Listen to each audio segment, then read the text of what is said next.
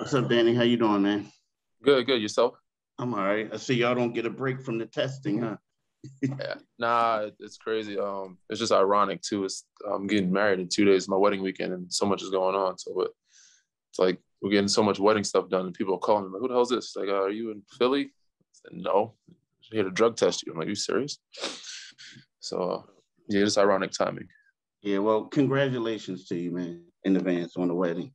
Thank you. Um, The question I have for you is, what was the biggest drawing point to come back to Philadelphia? I mean, is it unfinished business?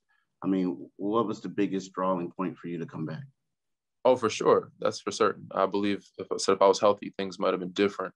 We definitely have some unfinished business, but it's always been a priority for me to win wherever I go. And I felt we had a good chance to do that. We had a good foundation, good core. I just didn't know what movements they were making. I don't think they were movements they were going to make with certain people, of course. So me, it was just trying to figure out who was going to be here, who's going to bring back. We have everybody back. I think we're a great team in the East and in the league, depending on if we can keep those people, if they buy in, etc. Um, but it's always a priority for me to be on a winning team or being a contender. And Philly's always been that.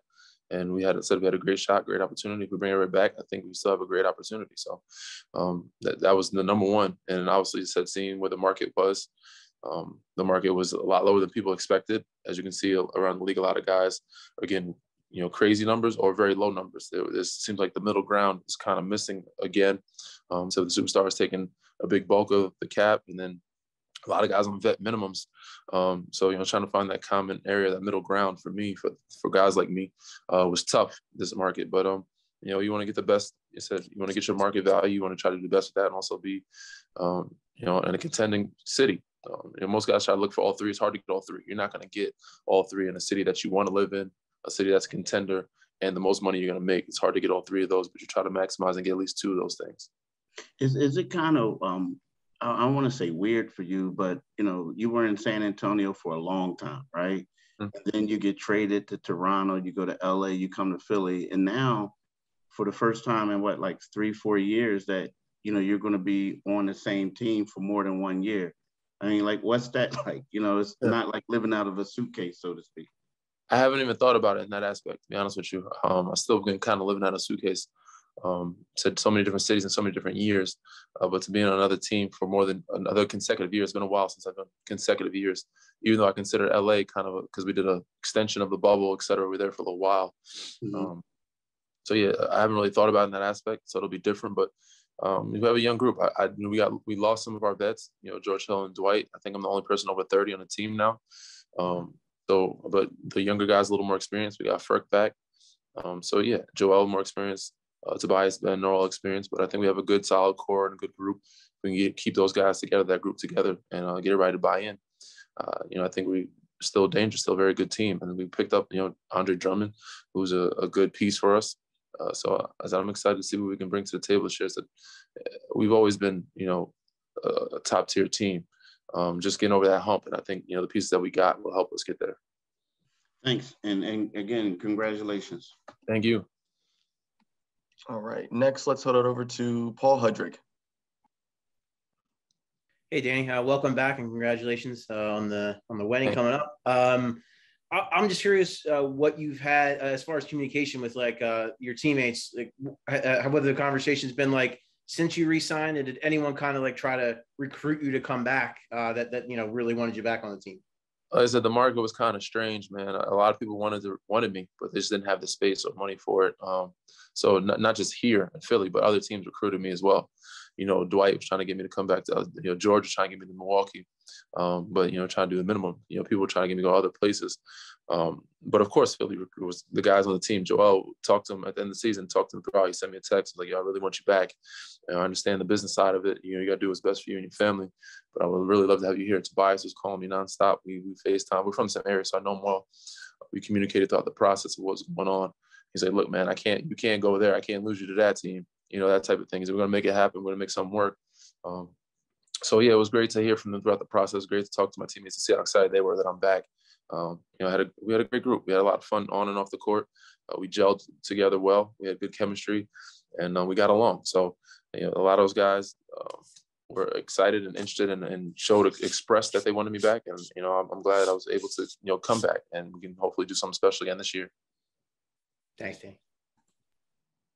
Kai Carlin. You're welcome.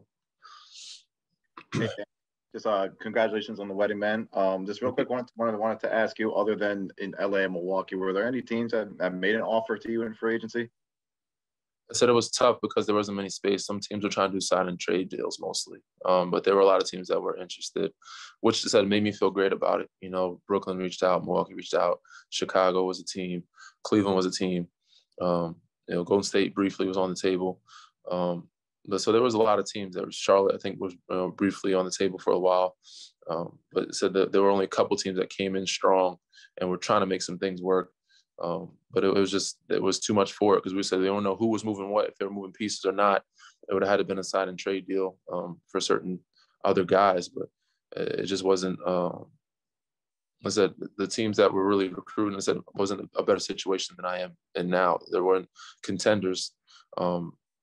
Said in a place where I was comfortable, knew the system, knew where I can thrive and be the best at my ability, what I can do, what I can bring to the floor, and also said I'm not the biggest fan of joining, a bunch of super team type things. I like being with the team that I'm with, and trying to make something happen. But outside of, I would say LA was a super team, but you had Bron and AD, and then I came there and then we started picking up more pieces. But I think we have the good piece similar to that. Joel to Tobias, and then of course Ben. We have those three guys. It's very good. So outside of the situation I had here, I don't think there's a better situation for me to thrive in, and also have a chip on our shoulder and go out as an underdog. I prefer being the underdog than being the favorite. Gotcha. Thanks, Danny. Appreciate it. You're welcome. Rich Hoffman. Hey, Danny, a lot of guys generally say that winning is important to them, but I guess for you, it seems like you've only really been on good teams your whole career. I've been yeah. So is that, like, at this point of your career, is that just, the idea of joining, a team that is not as good as the Sixers are, was that even not really a thought for you?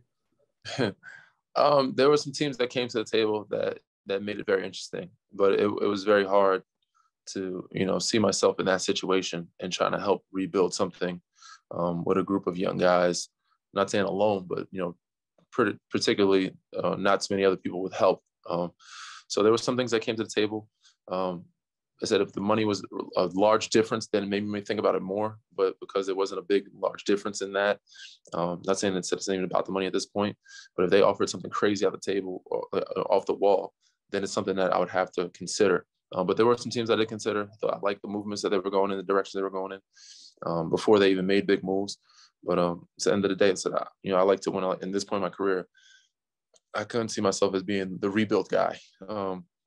It's a tough position to be in. I still have good years left, and I'll use those years to help, put something special together to, a bigger or greater cause, or, good puzzle.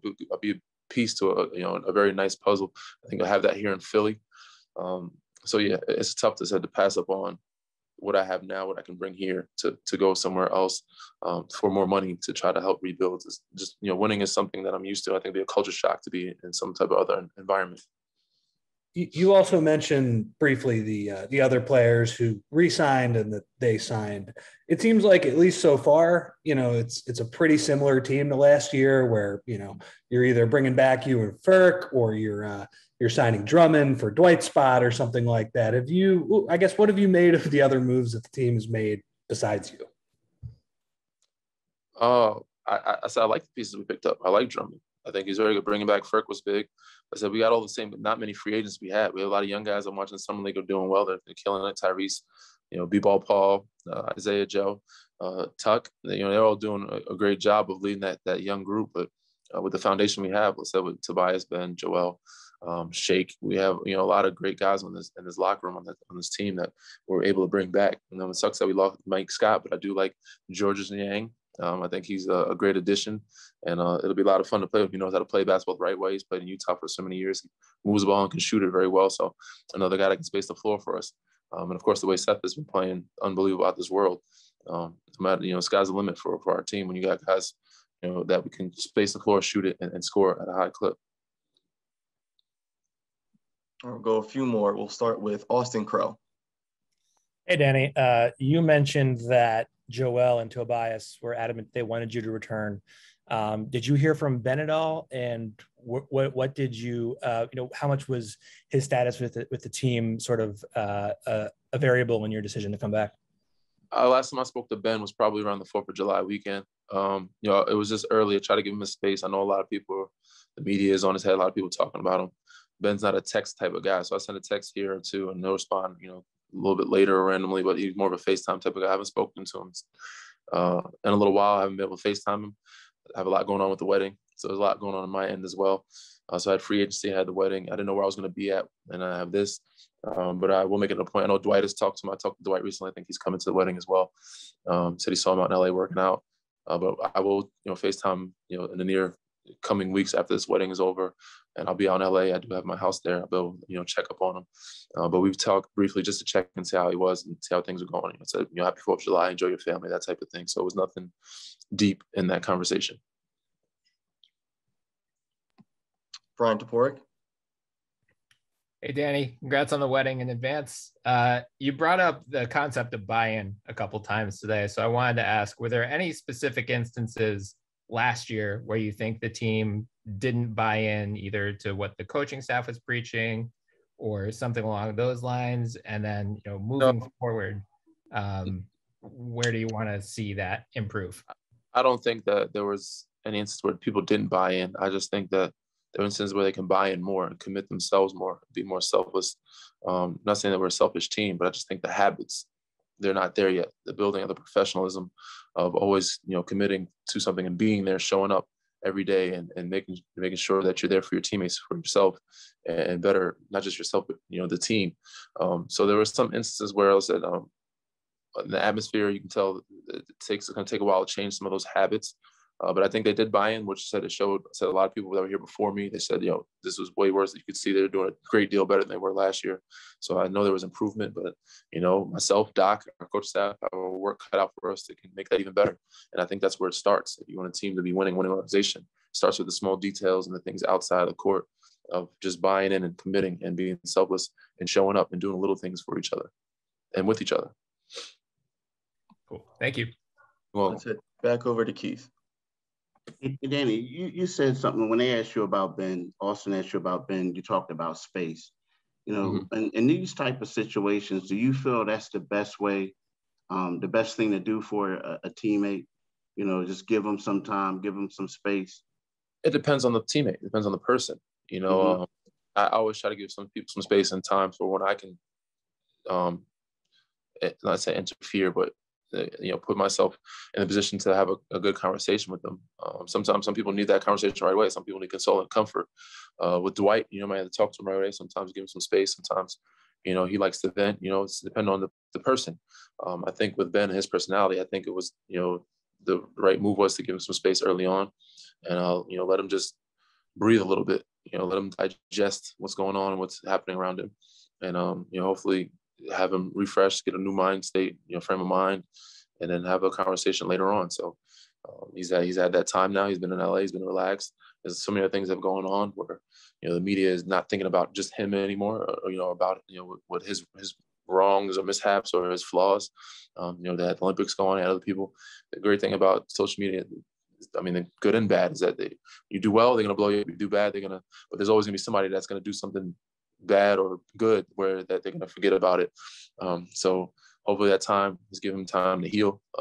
It's not about him healing physically, it's more mentally and emotionally, to where, we can, refresh himself, reset, and come in and, re-identify himself.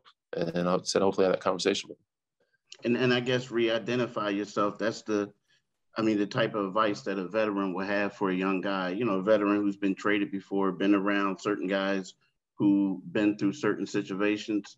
Is that like some of the advice that you have for him? Just, hey, refresh. This is, it's not as bad as some people may think. Or I usually use that advice for people that get traded, because some people hate to. We all hate to move as adults, regardless. But people look at it as a bad thing being traded. I think you gotta look at the positive. Another team wants you, and there's an opportunity for you to kind of reinvent yourself, re-identify yourself. And that's maybe why you hear the rumors of him wanting to go somewhere else, or the team want to move him. Maybe he felt like he couldn't re-identify himself here, he can do it better in another city.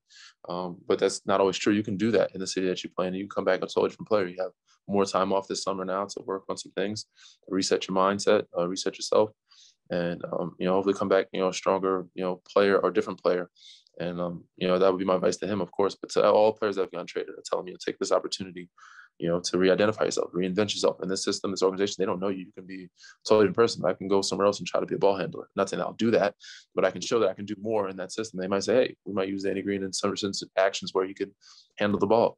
But it's Ben, if hopefully he stays with us, but he doesn't, he can reinvent himself and show that, he can shoot the mid-range or, become, better free throw shooter, whatever it may be.